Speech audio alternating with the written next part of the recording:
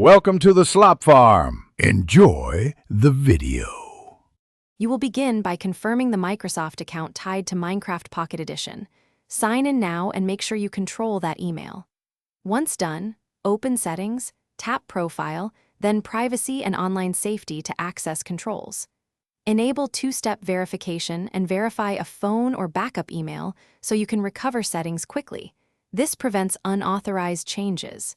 Make sure parental accounts are set correctly, because who manages the account determines which restrictions apply. Next, you'll fine-tune in-game safety.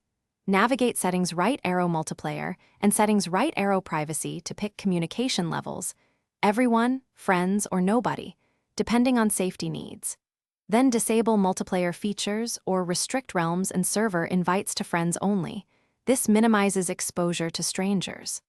Also toggle content filters and turn on automatic reporting for abusive behavior, because proactive flags reduce repeat issues. If a device is shared, lock changes behind the parent. Finally, save everything and test with a secondary or child account to confirm restrictions work as intended.